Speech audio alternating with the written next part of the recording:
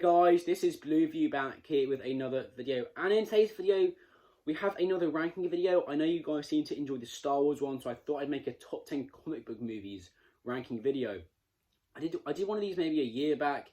I didn't really do it properly, and my opinions have changed since that video. So yeah, I'm going to be ranking my top 10 favourite comic book films and also adding 6 honourable mentions in. Yeah, so you might be asking, why am I wearing a hat? It's purely because my hair is just too long, and my hair does grow very quickly, and I've not had a haircut in literally about 7 weeks since I got one in half term. Went back to boarding school for 4 weeks, and I come home, and then all the barbershops have closed. So I've not had a haircut in quite a long time, and I'm not too keen on getting a skinhead like most of the UK teens are at the moment. So I'm probably going to just let it grow, or just have to, get my mum or dad to cut it. But yeah, that is why I'm wearing a hat, and I'm sorry if it does look weird. But yeah, quick disclaimer before I get into this, I am sorry that my opinions on comic book movies probably aren't the same as yours. Like, I've got quite weird opinions. For example, I've only got one MCU movie in my top 10 list, and that is no hate to the MCU. I love the MCU movies. I think it's a great franchise, but I do get, a bit annoyed when people mark it as one of the best franchises ever, since in my opinion it's not. But obviously I respect your opinion, and I can completely understand why you think the Avengers films, the Captain America films are some of the best comic book movies. But in my opinion, there are better comic book films out there. But yeah, again, this is my opinion. But obviously, leave your list in the comments down below, and I'll be sure to get back to you about them. Since, if you've got Avengers, for example, Avengers Endgame as your #1 comic book film, I can completely understand it, since it's a great film, but it's just not in my list.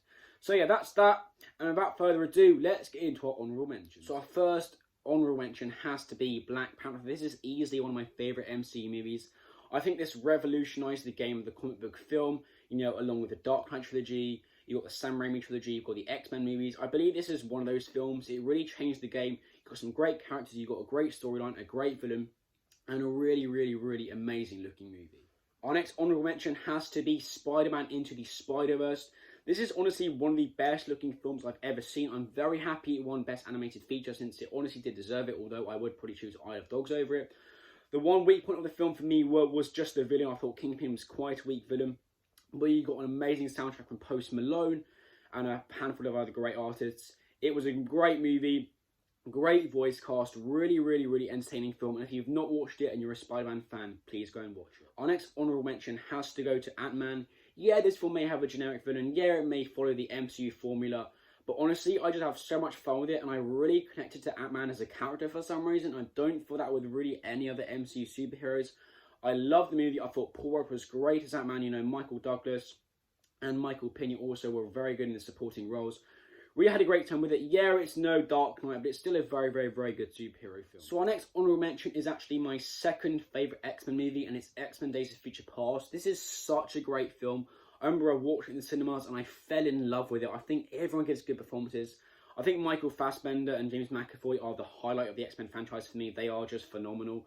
Honestly, everyone else gives great performances. I thought Jennifer Lawrence was also very good in this film, and I'm not actually a big fan of her.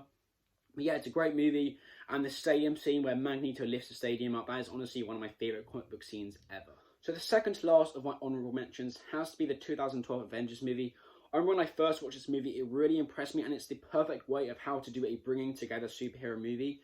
I think the way we had individual movies beforehand for Thor, Iron Man, Hulk, and they were brought into this film, obviously we knew them before, but then they also had traits we didn't know that were extended on in the movie. I thought that was very clever, and that's a mistake DC made with Justice League.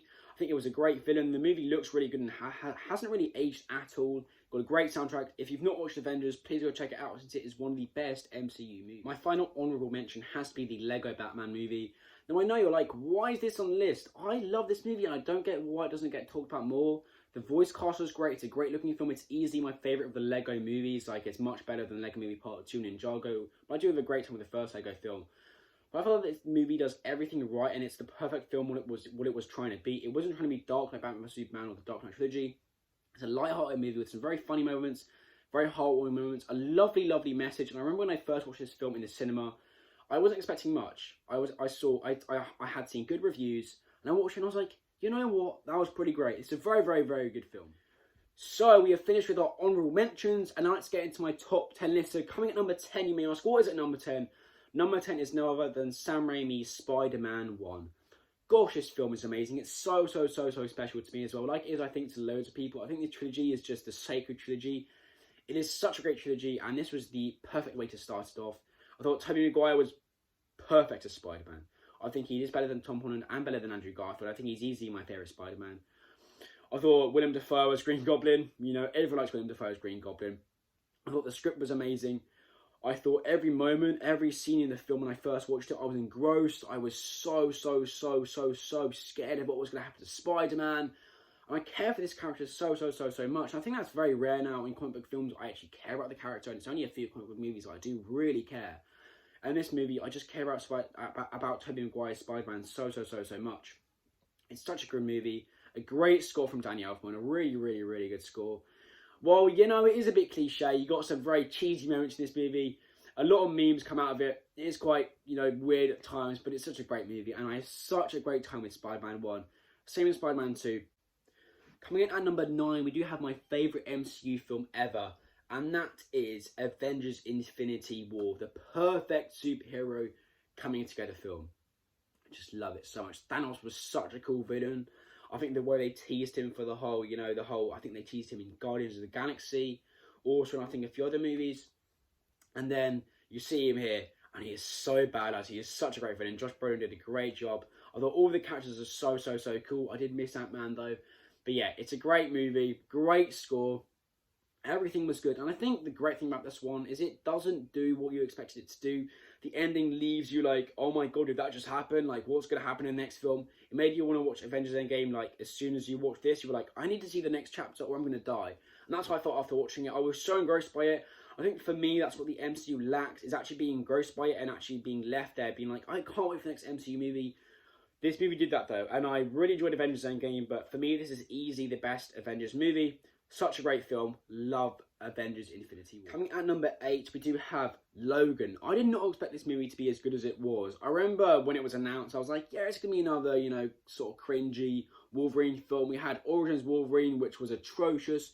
We then had The Wolverine, which was, you know, decent, you know, pretty average.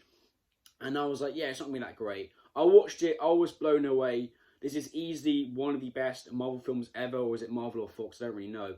But yeah, it's amazing. It sends off Hugh Jackman with an absolute bang as Wolverine. It's so great to see him give out such a great performance and, you know, show so much passion for his character. I also thought Sir Patrick Stewart as Professor X was really good in this film. Great to see him back. It's got a great score, this movie. It looks amazing. I honestly thought Hugh Jackman should have got an Oscar nom for this film, since he literally gave one of the best performances as a comic book character ever, you know, up there with Heath Ledger as the Joker, Christian Bale as Batman. You know, he was just absolutely incredible. If you have not watched Logan and you're not a fan of X-Men, then please go and watch it, because it's not your everyday X-Men movie. It's nothing like Dark Phoenix or Apocalypse. It's nothing like that.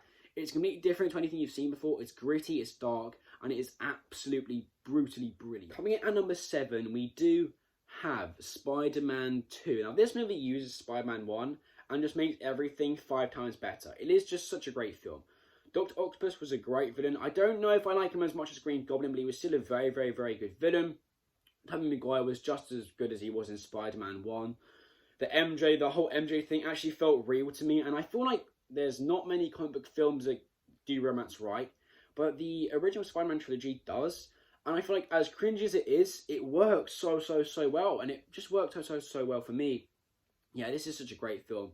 I can understand, I have talked to a few people who don't like the film and don't like the trilogy, and I can understand, since they are very dated, and it's nothing like the MCU, nothing like, you know, Far From Home or Homecoming, but for me, these films are so much more than the new Spider-Man movies. They mean so much more to me as well. This film is amazing. I remember watching this movie when I was in Williamsburg, in Virginia, and, you know, it has so many memories for me, watching this as a kid, watching them in Virginia. I wish I could have seen them in theatres, because they are so good.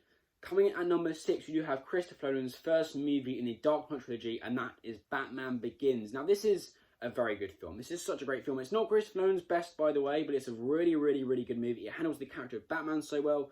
There are flaws with it. I thought the third act maybe wasn't as good as it could have been, but it was still handled very well by Nolan. I thought Scarecrow was underutilized. It's not a flaw with the movie, just something I thought. I thought Cillian Murphy's screen presence was so good. And it would have been great to see more of him, but I guess, you know, the fact you don't see much of him is like a good thing. It's the same as like the Godzilla 2014 film.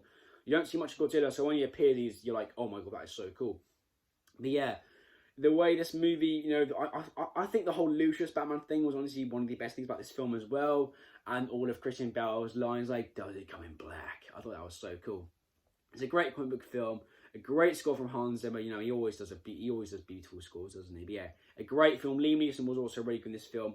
If you have not checked out the Dark Knight trilogy, what are you doing? Go and watch this movie. So, coming in at number 5, we do have no other than Pixar's The Incredibles. I remember as a kid watching this film. This is one of the best experiences I ever had with watching a film as a kid. It is so funny. There's such great story. The humour is really, really actually good in this one. It's not, one of those cringy animated movies with really cringy humour like some of the Blue Sky or DreamWorks films. This one is actually really funny, and I still find it funny to this day. It's got some of the best characters in, honestly, any film ever. I think the Incredibles family is amazing. There are certain scenes you've got a great villain. You can't not like Edna. Edna's just hilarious. It's such a great movie.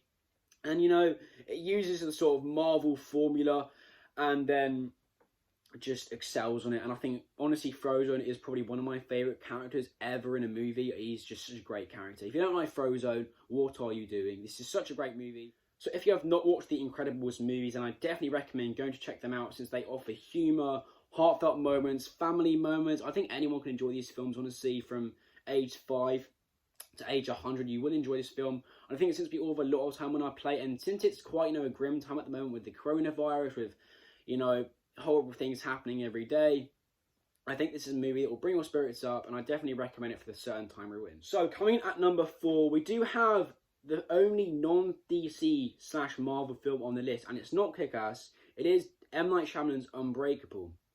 Now, this film was very weird. I remember first watch, I liked it.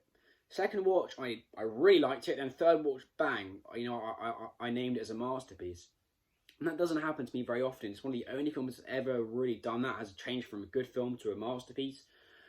I don't really give many films the masterpiece title, but for me, this really is. I think everything about it's amazing. I think the pacing was really, really, really good. I think it's very different to your Marvel film. Once the first hour, not much happens, and I can understand why people are saying they get bored by the film, because, it's not much happens, but for me, it does.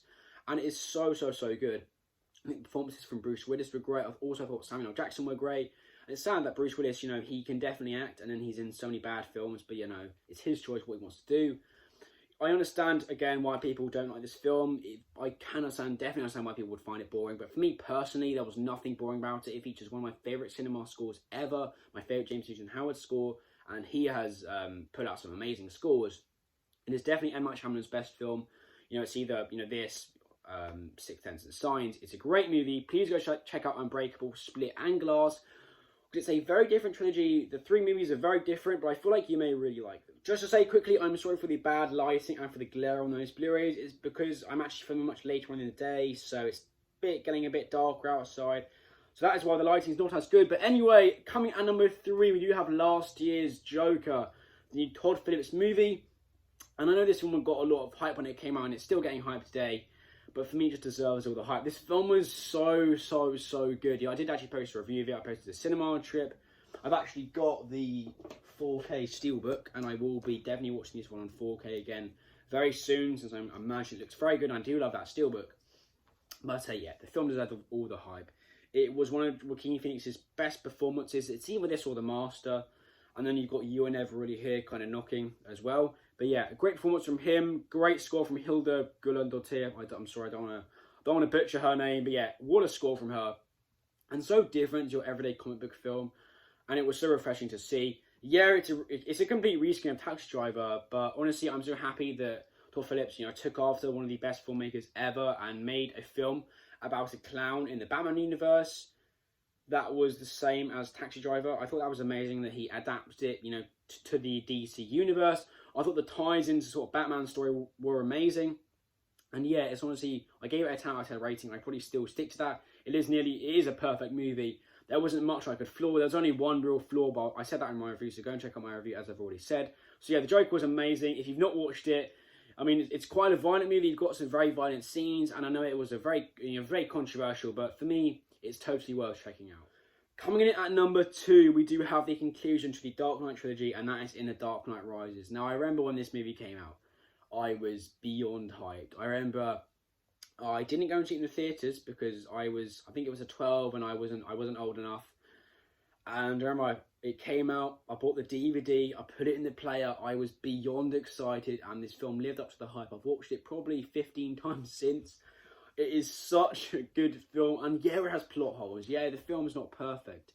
But whatever Christopher Nolan did, it was going to be hard, since it's on the back of The Dark Knight, it's on the back of Batman Begins, two of the best superhero movies.